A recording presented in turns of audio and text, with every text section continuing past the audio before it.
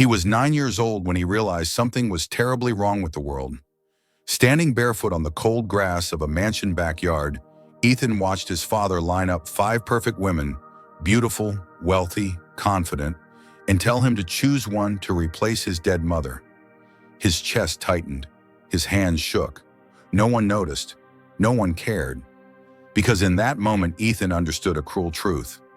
Adults often listen to money before they listen to pain. And then his eyes landed on the one person no one else even considered. A black woman in a cleaning uniform. Quiet. Invisible. The only one who had ever asked him if he was okay. What happened next would split that family apart, expose a hidden wound of racism, and push a broken child to the edge of collapse.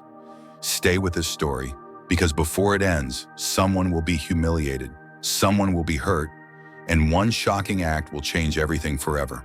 The day Jonathan Whitmore decided his son needed a new mother, the house already felt wrong.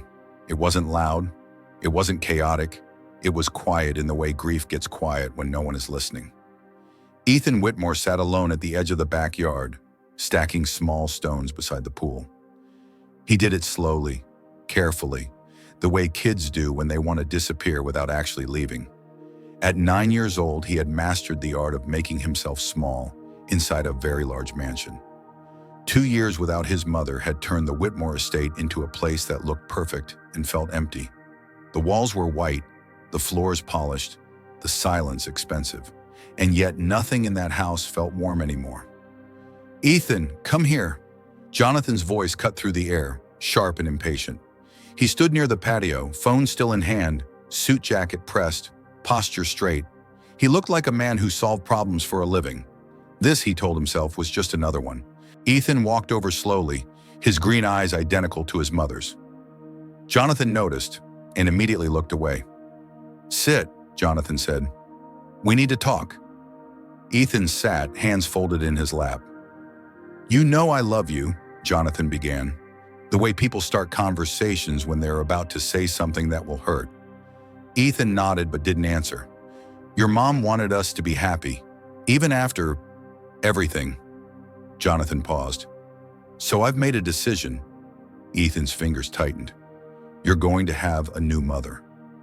The words landed heavy, too heavy for a child. "What?" Ethan whispered. "I've invited 5 women here today. Wonderful women, smart, successful. One of them will take care of this family. You'll meet them and tell me which one you like." Ethan stood up so fast the chair scraped the ground. "I don't want to meet anyone." Jonathan frowned. "This isn't a choice, Ethan. I already had a mom." "She's gone," Jonathan snapped, his voice rising before he could stop it. "Life goes on." Ethan's eyes filled. "It doesn't for me." Jonathan clenched his jaw. "Enough. Go wait inside." Instead, Ethan turned and ran toward the back of the yard, disappearing beneath a small wooden bridge near the trees. Jonathan watched him go, irritation burning hotter than concern. That was when the cars arrived. Black SUV, white Mercedes, silver Audi, one after another, pulling into the driveway like a fashion magazine come to life. Inside the house, Naomi Brooks was cleaning the living room windows when she saw the reflections of polished metal and designer heels stepping onto the stone path. She already knew what this meant. "Naomi," Linda Harris, the house manager, whispered as she hurried in. "Mr. Whitmore says you stay in the service area today. Don't come out. Don't be seen." Naomi lowered the cloth in her hand. "What's going on?" Linda hesitated. "He invited women over. For Ethan." Naomi's chest tightened. In the 6 months she'd worked there, she'd learned one thing very clearly. That little boy was lonely in ways money couldn't touch. And when he was scared, or quiet, or hurting, he always found his way to her. Naomi wasn't his mother. She never tried to be. But she listened. She asked how he was feeling. She remembered the things no one else bothered to notice. His nightmares, his fear of the dark, the way he talked to his mom every night before bed. "Where's Ethan?" Naomi asked. Linda shook her head. "He ran outside. Mr. Whitmore's furious." Naomi looked through the window again. 5 women, all white, all dressed in elegance that screamed wealth. Perfect hair, perfect smiles, perfect lives that had never had to wonder if they belonged in a room. "Don't get involved," Linda warned. You know how this looks." Naomi did know. She also knew what it looked like when a black woman crossed invisible lines in houses like this. But she couldn't stop thinking about Ethan. She slipped quietly out the back door. The yard was huge. Pool, lawn, trees. Naomi scanned until she saw the small bridge. Beneath it, Ethan sat curled up, arms wrapped around his knees. She approached slowly. "Hey," she said softly. Ethan flinched, then relaxed when he saw her. "Ms. Naomi," he whispered. She sat beside him on the grass, not caring about her uniform. "You okay?" He shook his head. "My dad wants me to choose a new mom." Naomi swallowed. "Do you want to?" "I already have one," Ethan said, his voice breaking. "They don't love me. They love his money." Naomi felt tears sting her eyes. "How do you know?" "Because none of them asked where I was." He wasn't wrong. "They don't know me," he continued. "You do." Naomi said nothing. She just listened. "My mom told me once," Ethan said quietly, "that when the time comes to trust someone, my heart would know." He looked at her, really looked, "And it chose you." Before Naomi could respond, Jonathan's voice echoed across the yard. "Ethan, now!" Naomi stood up. "Stay here." She walked back toward the patio, where Jonathan stood red-faced beside the 5 women. Their eyes followed her, curious, judgmental. "What are you doing out here?" Jonathan snapped. "I told you to stay inside." "Your son is scared," Naomi said calmly. "He doesn't want to be part of this." One woman laughed softly. "He's just being dramatic." Naomi turned to her. "Do you have children?" "No." "Then don't speak on what you don't understand." Jonathan's face darkened. "You're out of line." "I'm protecting a child," Naomi said. "Something no one else here seems interested in doing." "Enough," Jonathan said coldly. "You're fired." That was when Ethan ran forward. "Don't fire her!" He grabbed Naomi's uniform, clinging to her like an anchor. "She's the only one who sees me," he cried. "If I have to choose, I choose her." The silence that followed was suffocating. 5 wealthy women, 1 black cleaning woman, and a child who had just told the truth no one wanted to hear. Jonathan stared at them, stunned, and Naomi felt the weight of every stare.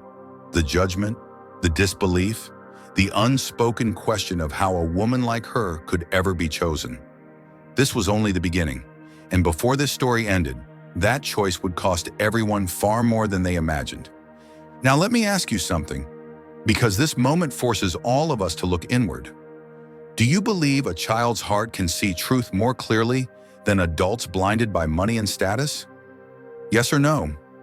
The silence after Ethan's words didn't break gently. It shattered. Jonathan Whitmore felt every pair of eyes turned toward him. 5 women in designer dresses, their polished smiles frozen in disbelief, and 1 black woman in a cleaning uniform standing perfectly still, while his son clung to her like she was the only solid thing left in the world. "This is ridiculous," Madeline Foster said finally, forcing a laugh that sounded thin, even to herself. "He's confused. Children don't understand what they're saying." Ethan tightened his grip around Naomi's waist. "I understand," he said, his voice shaking but clear. "You don't even know my favorite food." Naomi felt his small hands trembling. She wanted to kneel down, to shield him, to tell him none of this was his fault. But she also knew how dangerous this moment already was, for him and for her. Jonathan's jaw clenched. "Ethan, let go of her." "No, you're embarrassing everyone." Ethan looked up at his father, tears streaking his face. "You never listen." That sentence landed harder than any accusation. Jonathan felt it hit somewhere deep, somewhere he'd been avoiding for 2 years. And like many people confronted with pain they don't want to face, he reacted with anger. "This ends now," Jonathan said sharply. He turned to Naomi. "Pack your things, you're done here." Naomi inhaled slowly. She had expected this. Still, it hurt. "Sir," she said, keeping her voice steady, "I never asked for this. I never crossed a line." "You crossed plenty," Madeline snapped, stepping forward. "Manipulating a grieving child, turning him against his own father." "I've seen this before." Naomi met her gaze. "No, you haven't." Madeline's eyes narrowed. "Excuse me?" "You've never seen what it looks like when someone actually listens to a child," Naomi replied calmly. You've only seen what money can buy." The backyard buzzed with discomfort. One woman whispered something under her breath. Another glanced at her watch. Jonathan rubbed his temple. "Naomi, you've done enough.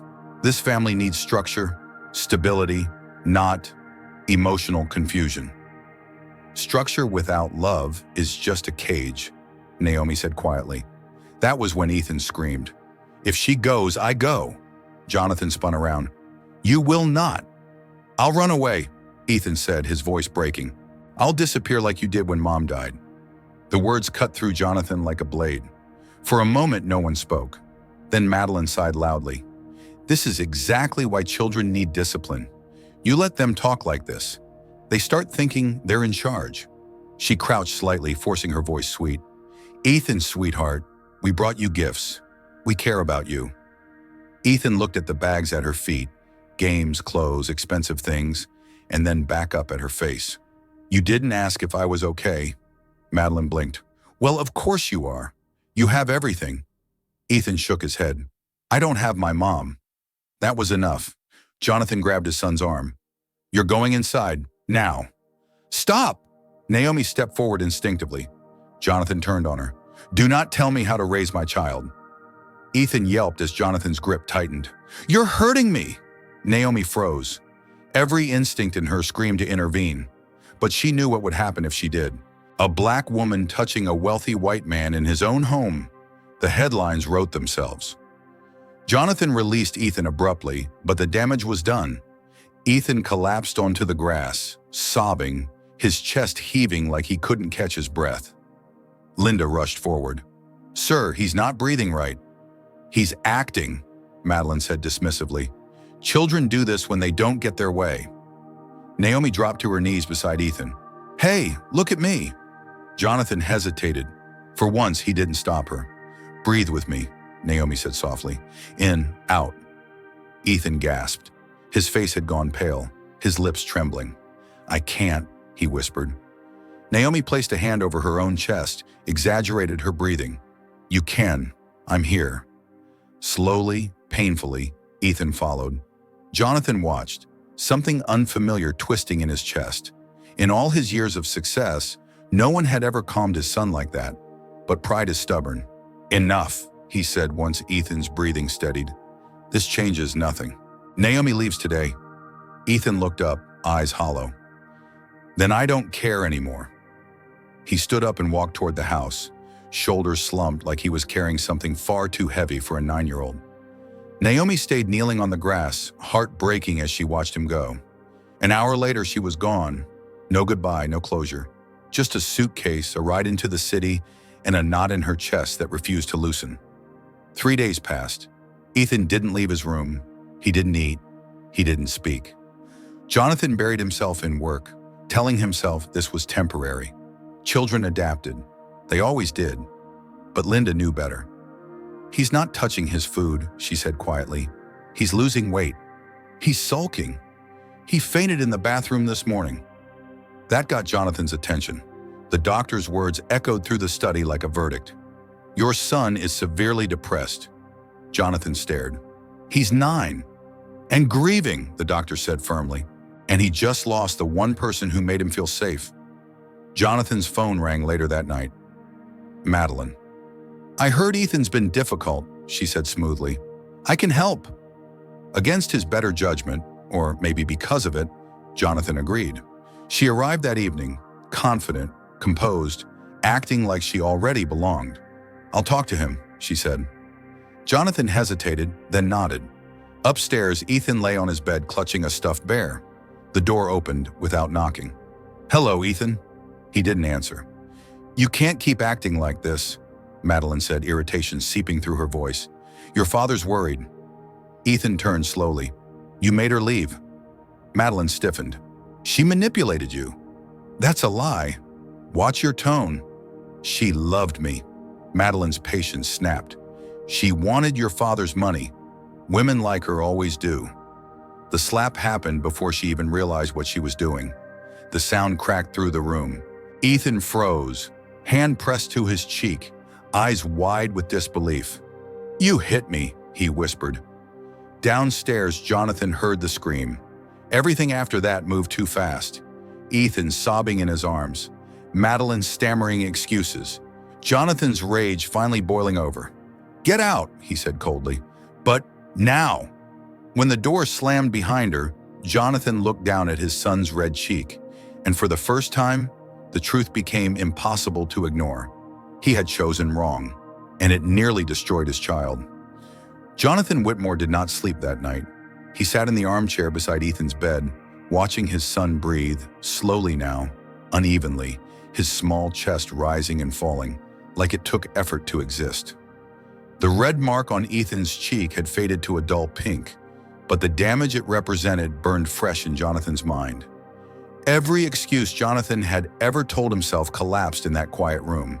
He hadn't been busy. He hadn't been strong. He hadn't been doing what was best.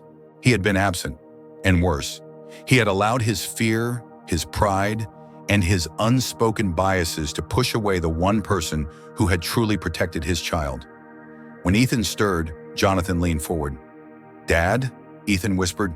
"I'm here," Jonathan said immediately. "I'm not going anywhere." Ethan studied his face, cautious. "You said that before." Jonathan swallowed. "I know, and I broke that promise. I won't again." Silence stretched between them.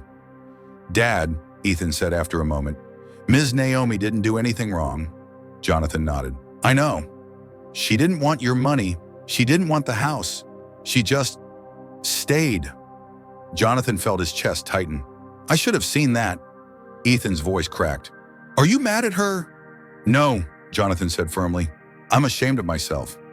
The next morning, Jonathan made a decision that terrified him more than any business deal ever had. He asked Linda for an address. Naomi Brooks lived in a small rented room in an older building on the edge of the city. The hallway smelled like old paint and cooking oil. The carpet was worn thin. Nothing about the place looked like it belonged in Jonathan's world. That realization hurt more than he expected. He knocked once. No answer. He knocked again. The door opened slowly. Naomi stood there in a simple sweater, hair pulled back, eyes tired, but alert, guarded. "What do you want?" she asked calmly. Jonathan didn't try to explain. He didn't defend himself. He lowered his head. "I'm sorry," he said. Naomi blinked, clearly not expecting that. "For what?" she asked. "For believing you were dangerous because it was easier than believing I was wrong," Jonathan said. "For firing you instead of protecting you.